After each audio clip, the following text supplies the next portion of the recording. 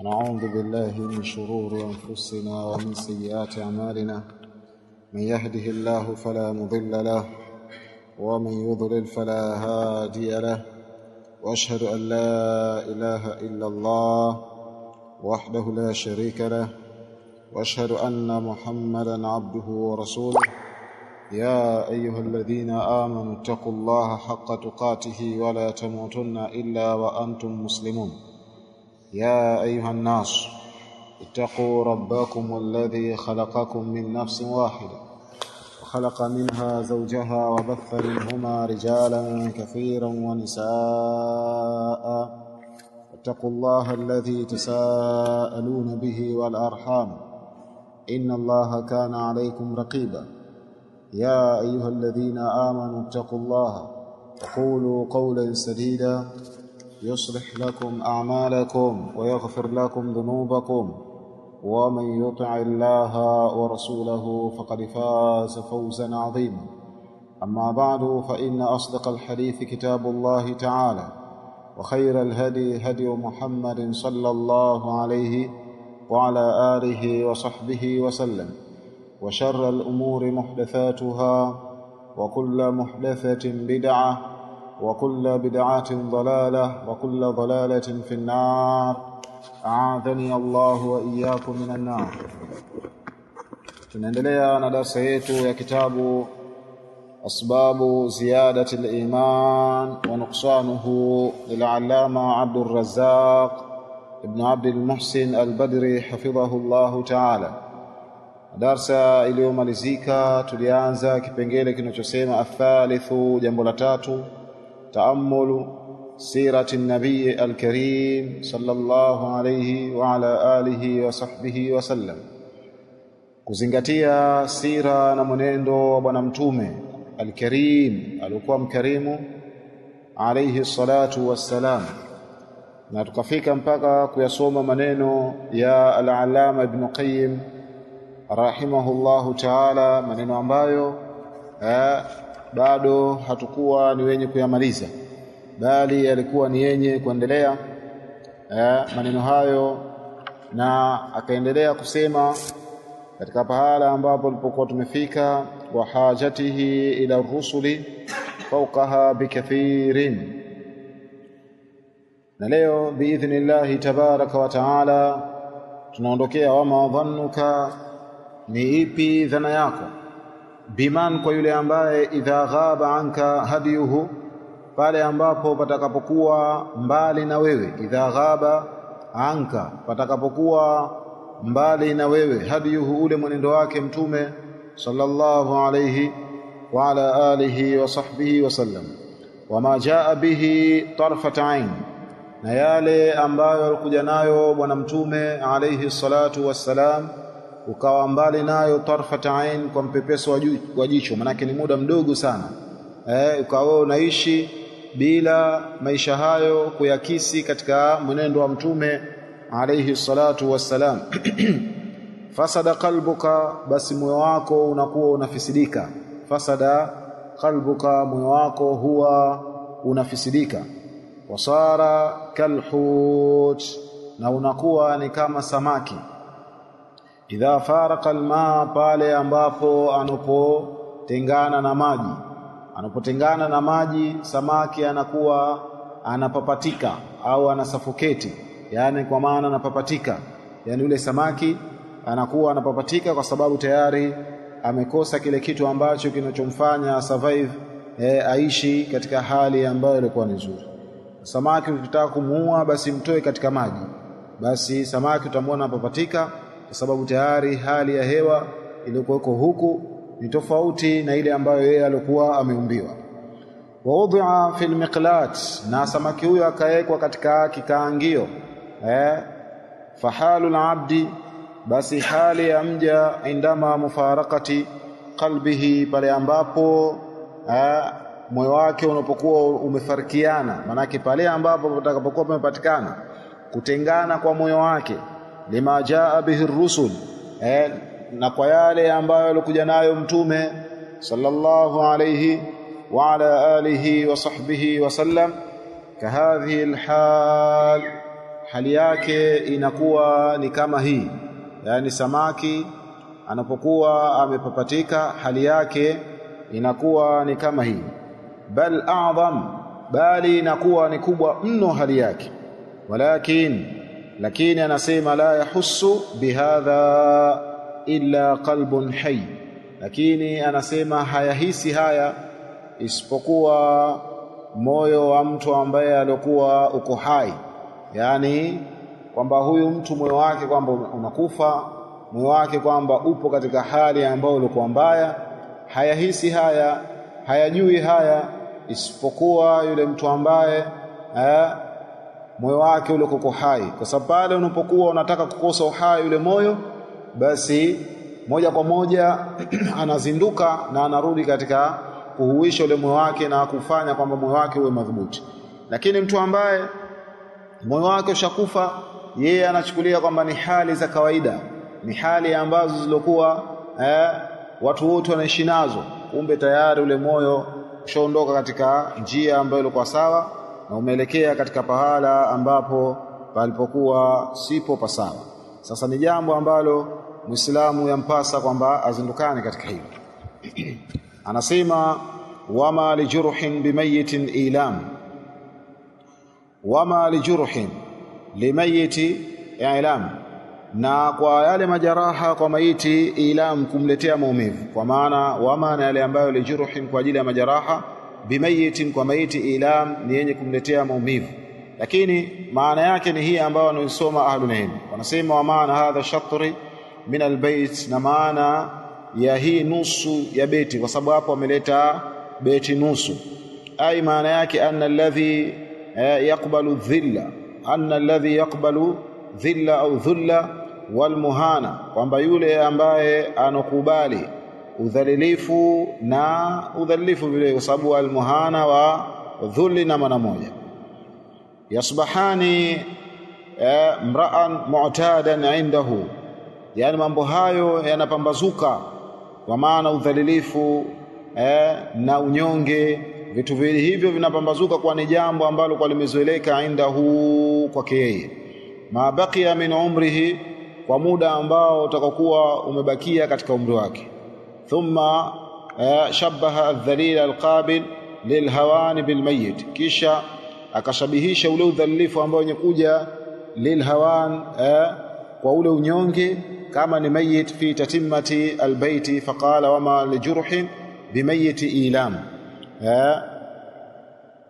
Anasema akasema wama lijurhin bimayiti ilam, fakama inna jarha alladhi yu'limu alhayya.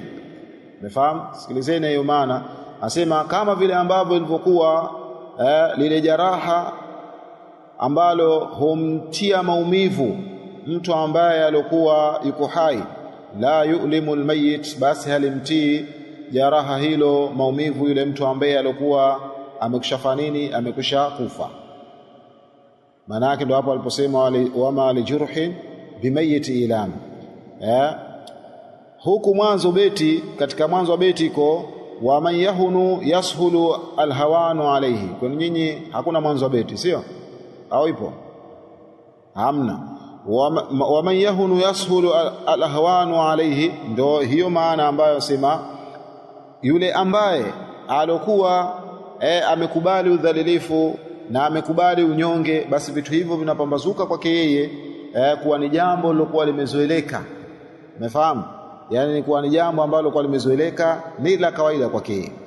Wama lijurhin bimayit ilam, na lile jaraha ambalo lilokuwa linampata yule ambaye alikuwa hai, bimayit ilam. Kwa hiyo yeye huyo ambaye alikuja na maana amepita manake amekuja na unafi, manake wama lijurhin, yani halikuwa lile jaraha ambalo lenye kumletea maumivu yule ambaye alikuwa hai, bimayit ilam, kwa maiti kwamba litakuwa lenye kumletea maumivu vile vile. Ndio anasema fakama anna aljarha, kama vile ambavyo ilikuwa jaraha alladhi yu'limu alhayya, ambalo lenye kumletea maumivu mtu ambaye alikuwa hai, la yu'limu almayyit, basi jaraha hilo halimletei maumivu nani?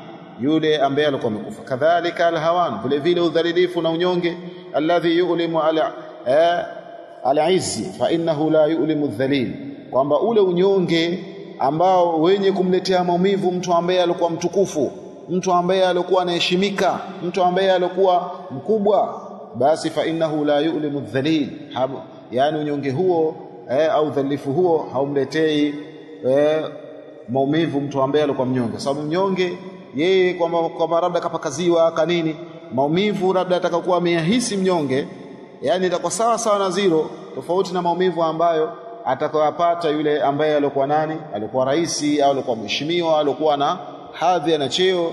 Ndio maana ya beti hiyo. Kwa hiyo Kiswahili tupite vipi? Tupite kama ambavyo yeye alivyokuwa amepita, wama lijurhin bimayiti ilam. Na alikuwa ile jeraha ambalo atakalokuwa amelipata yule mtu ambaye alikuwa yuko hai, bimayiti kwa maiti, ilam kwamba atakuwa ni lenye kumletea maumivu. Naam.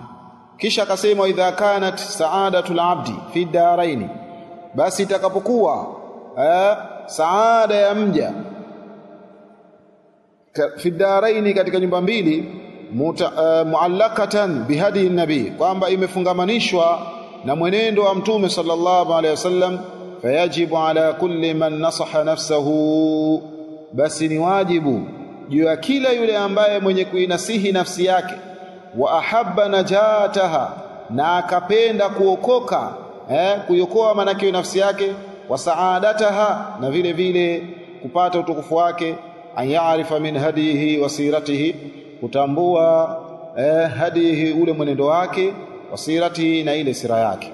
Yani kwa maana yoyote ambaye alikuwa yeye anataka aokoke apate saada katika nyumba hii ya dunia, asema idha kanat saadatul abd, itakapokuwa saada ya mja fi daraini muallakatan bihadi nabii, kwamba imefungamana na mwenendo wa mtume sallallahu alaihi wasallam, fayajibu ala kulli man nasaha nafsahu, basi ni wajibu juu ya kila yule ambaye mwenye kuinasihi nafsi yake, wa ahabba najataha, na akapenda kuokoka kwake, wa saadataha, na vile vile kupata saada yake, an yaarifa min hadihi, kutambua ule mwenendo wake, maana yake kutambua mwenendo wake mtume sallallahu alaihi wasallam, wasiratihi, na vile vile ile sira yake. Wa sha'nuhu ma yakhruju bihi anil jahilina bihi, na jambo lake itakuwa ma yakhruju bihi anil jahilina bihi, na itakuwa kwamba yeye ni mwenye kutoka, maana yake jambo lake litakuwa ni kwa yale ambayo yakhruju bihi, atatoka nayo, anil jahilina, kutokana na wajinga, bihi, kutokana na kushikamana mwendo wake. Maana yake vipi hali yake itakuwa mtu, hali yake itakuwa ya kuwa yeye ameachana na watu wajinga, kwa sababu tayari amemfuata nani? Amemfuata mtume sallallahu alaihi wasallam. Umefahamu?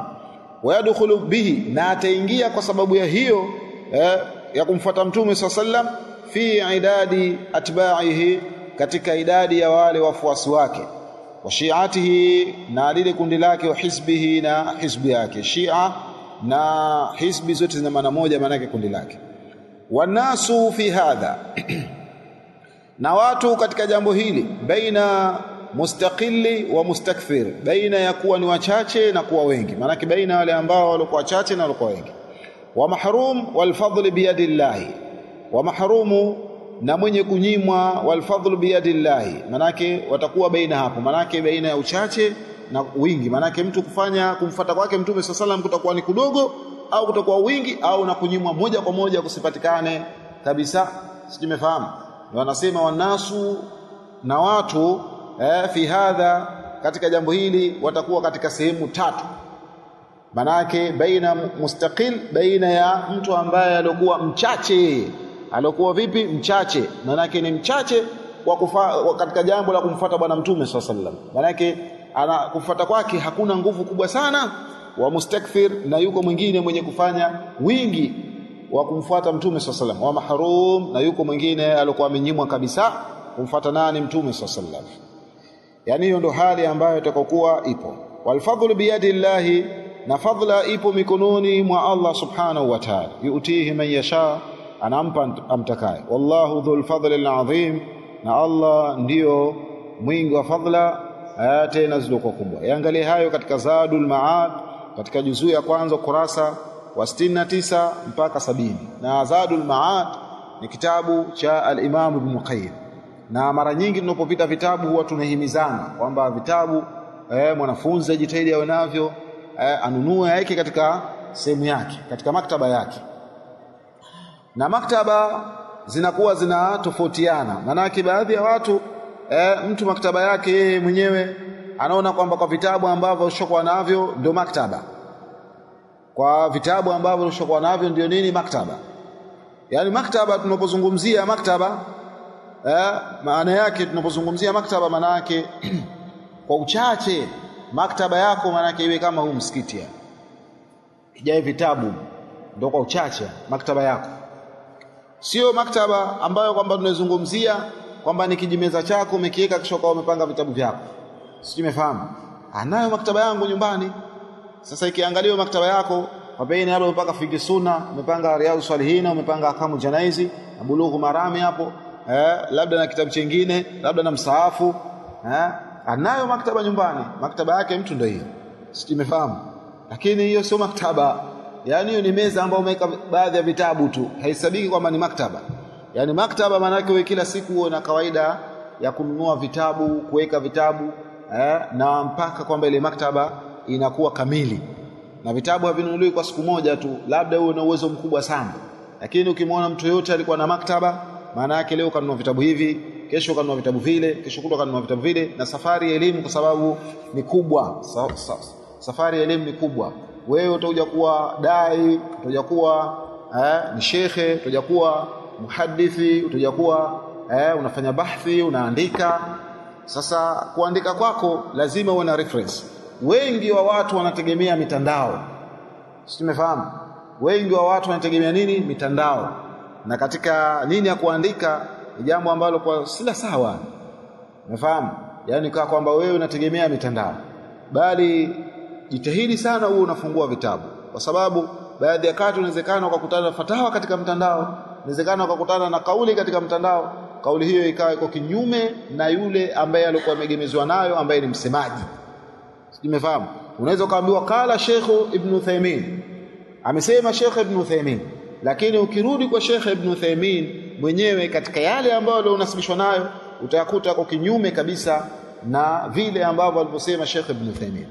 Kadhalika vile vile unaweza kukuta tafsiri ya Imam Saadi katika mtandao iko tofauti na tafsiri ya Saadi ambayo ilikuwa inauzwa madukani. Sasa mwanafunzi mwenye kusoma na mwenye ihtimamu asione uvivu katika jambo la kusoma vitabu, kwa sababu jambo la kusoma vitabu ndio jambo ambalo walioliasisi maulama, na ndio jambo ambalo linakubalika katika nyanja za kielimu. Hii mitandao iwe kama ni msaada tu katika mambo ya kheri kuitumia, lakini usifanye kwa ndo mwega ikawa kwamba wewe dalili yako au bahthi yako au ukitaka kukiangalia kitu basi unarudi katika nini, katika mtandao, katika Google na kadha vitu kama hivyo. La, hilo jambo si la sawa. Usawa maana yake ni kurudi katika vitabu, kwa sababu ndivyo ambavyo mwanachuoni alikuwa ameandika, akakaa akaandika. Au kama alitoa muhadhara ukasajiliwa, ukafanywa tafrighi, ukawekwa katika kitabu, akapelekewa yeye, akakipitia kile kitabu, akatoa ruhusa kwamba kitolewe kitabu. Simefahamu? Sasa ni masala ambayo ilikuwa muhimu sana, lakini wengi wa watu sasa hivi watu manake ile jambo la kukaa ukasoma vitabu ni jambo ambalo linahitaji kwamba mtu ajipinde kweli kweli. Na ndio maana al-Imam Ibn Baz alipokuja akampa tazkia Sheikh Al-Albani, anasema na zama zake ilikuwa haijenea haya mambo ya mitandao, sijui laptop hizo, sijui kompyuta na kadha na vitu kama hivyo, kwa sababu ni zama ambazo kwamba yeye alikuwa anafanya bahthi ya kuingia kitabu hichi kitabu kile. Lakini sasa hivi zama vile vile zimefanya zama, vitu vingi vimeingizwa kwenye mitandao. Yaani mtu inawezekana akaitafuta hadithi akifanya bahthi ikamjia pale hadithi yote na bahthi yake. Simeelewa? Lakini vile vile kwamba si jambo ambalo la kulitegemea. Kwa hiyo tunahimizana katika jambo la watu kusoma vitabu, kwa wale ambao wenye malaka na tayari washapewa taratibu za kusoma vile vitabu. Sasa kiwa bado na safari ya elimu unaendelea nayo, basi kuwa na kawaida ya kununua kitabu, na muombe Allah asakupe raghba ya wewe kununua kitabu kwa unanunua kitabu unaweka. Hata manake ukishafikia ile level ya elimu na huku unafabidia kusoma, ukafikia level ya elimu kisawa sawa, basi vile vitabu itakuwa ni msaada mkubwa, na hususan katika hii miji yetu, kwa sababu kitabu utakachokinunua leo baada ya miaka 10 mbele kutokuja kukipata tena kitabu hicho katika miji hii. Yani hakitokuwepo tena kitabu hicho, na wewe utakuwa na kitabu peke yako, yani kitabu hicho wengine walikuwa hajanunua wakati ule itakuwa hakipati. Au inawezekana kitabu hicho kikakuwepo, lakini kwa ile thamani ulionunulia wewe hakitouzwa kwa thamani ile tena, itakuwa thamani yake imefanya nini, imeongezeka. Sasa ni muhimu sana katika upande huo na ni vyema sana. Kwa hiyo ni Zadul Maad na vitabu vinginevyo vya Imamu Ibn Qayyim, Sheikhul Islam Ibn Taymiyyah na maulama wengine. Alhasil kwamba wewe ukiwa na kaida kununua kitabu, unajua kikitajwa kitabu hichi siko nacho na hichi inatakana kwamba niwe nacho katika maktaba yangu, basi utakinunua, utakiweka, na alhamdulillah ukijafikia pahala ambapo sasa unafanya bahthi ya jambo fulani au ya masala fulani, tayari kwamba una uwezo mkubwa sana. Na usioni kwamba kuna maktaba za mashekhe, maktaba za maulama ni kubwa sana ukaona kana kwamba ile maktaba kaikusanya kwa siku moja. La, watu wana mahorofa matatu maktaba, horofa ya kwanza, ya pili, ya tatu, yote ni maktaba. Chini kumejaa vitabu, juu kumejaa vitabu, na juu tena kumejaa vitabu, ni maktaba. Sasa sisi tumesema kwa uchache wewe kama na huu msikiti tu, yani kwa maana maktaba yako imejaa, simeelewa. Sasa kama msikiti maana yake nyumba yangu tu haiwi kama hivyo, itakuwaje ni kama msikiti? Sasa wewe mwenyewe utajua kwamba ikiwa kwamba labda umeweka chumba kimoja kikijaa, utapangilizia mwenyewe vyovyote vile. Na mtu yote ambaye anakusudia jambo, basi Allah umfanyia wepesi, kwa sababu wewe uliokusudia ni jambo la khairi, umefahamu. Na siku zote unakwenda katika hali ambayo taratibu mpaka pale Allah anakutimiza katika lile lengo ambalo wewe umekusudia. Tumuombe Allah subhanahu wa ta'ala atutumie katika dini yake, na sisi kwamba tuwe ni wenye kuitumikia dini na tuwe walinzi wa dini hii na tuisimamie kisawa sawa. Naam. Anasema walihadha, na kwa ajili hii, fa inna man darasa sunna, kwa hakika yule ambaye alikuwa ameisoma sunna vizuri sana, wataamala fi nuuti wa sifati nabii, na akazingatia katika sifa za mtume sallallahu alayhi wasallam, allati jaa dhikruha fil kitabi wa sunna, ambazo pamekuja utajo wake katika kitabu na sunna, wa kutubi siyari, na vile vile pamekuja katika vitabu vya sira. Faqad istakthara li nafsihi min alkhair, basi mtu huyo atakuwa amejihusishia yeye mwenyewe kwa nafsi yake katika khairi. Maana yake amejihusishia na amejikithirishia kwa nafsi yake khairi, kwa maana amejipa yeye khairi nyingi sana mtu huyo. Wasdada hubbuhu linnabii, na penzi lake litaongezeka kwa mtume sallallahu alaihi wasallam, penzi lake litaongezeka kwa mtume sallallahu alaihi wa ala alihi wa sahbihi wasallam. Manake atakuwa katika hali ambayo ilikuwa ni nzuri mno. Huyu nani? Huyu bwana, huyu mwenye kumfuata mtume sallallahu alaihi wasallam. Maana yake kwamba yale mapenzi yake na ule ufuataji wake wa kumfuata mtume alaihi salatu wassalam utakuwa ni mkubwa. Hautokuwa kwamba uko katika ile mama, kwa sababu tayari anasoma sira za mtume sallallahu alaihi wasallam, anasoma mwenendo wa mtume sallallahu alaihi wasallam, na anauzingatia kwamba mtume alikuwa hivi, mtume alikuwa hivi, mtume alikuwa kadha.